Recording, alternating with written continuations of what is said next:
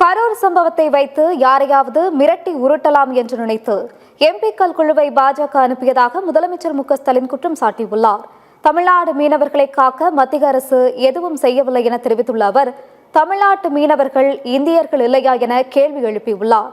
பிரதமர் பெயரில் உள்ள மத்திய அரசின் திட்டத்துக்கும் திமுக அரசுதான் நிதி ஒதுக்க வேண்டும் என விமர்சித்துள்ள மு.க.ஸ்டாலின், தமிழ்நாட்டுக்கு வஞ்சகம் செய்வதையே மத்திய அரசு வழக்கமாக கொண்டுள்ளதாக சாடினார்.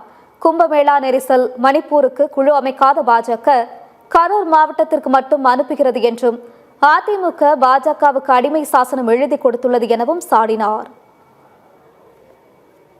தமிழ்நாடு தமிழர்கள் என்றாலே ஒன்றிய பாஜக அரசுக்கு ஏன் கசக்கிறது?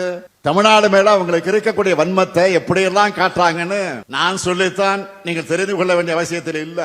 ஜிஎஸ்டியால நிதி உரிமை போச்சு, நிதி பகிர்வுகளையும் ஓரவஞ்சன, சிறப்பு திட்டம் எதையும் அறிவிக்க மாட்டாங்க, பள்ளி கல்விக்கான நிதியை தரமாட்டாங்க, பிரதமர் பேரில் இருக்கக்கூடிய ஒன்றிய அரசு திட்டங்களுக்கு நாம தான் படியிறக்கணும். இதெல்லாம் போதாதுன்னு நீட், தேசிய கொள்கையினை கல்வி வளர்ச்சிக்கும் தடை, கீழடி அறிக்கைக்கு தடை, எல்லாத்துக்கும் மேல தொகுதி மறுவரைகரை, இப்படி தமிழ்நாட்டுக்கு வஞ்சகம் செய்வதையே ஒன்றிய பாஜக அரசு வழக்கமாக செய்து கொண்டிருக்கிறது.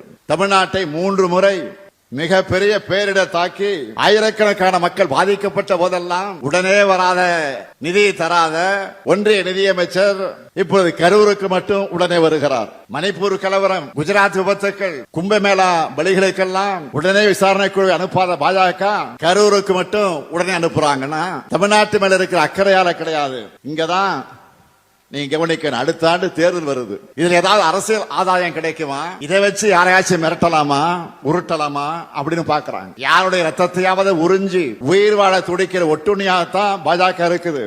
மாநிலங்களே இருக்கக்கூடாது என்ற எண்ணத்தோடு செயல்படுகிற ஒன்றிய பாஜக கூட எதிர்கட்சியாக இருக்கக்கூடிய அதிமுகவும் கூட்டணி வச்சுக்கிட்டு அடிமை சாசனம் எழுதி கொடுத்த தலையாட்டி பொம்மையா இருக்காங்க. பாஜகவை அதிமுக ஆதரிப்பதற்கு ஏதாவது கொள்கை அடிப்படை இருக்கா? பொது காரணம் இருக்கா? மக்கள் நலன் அடிப்படையா ஏதாவது இருக்கா?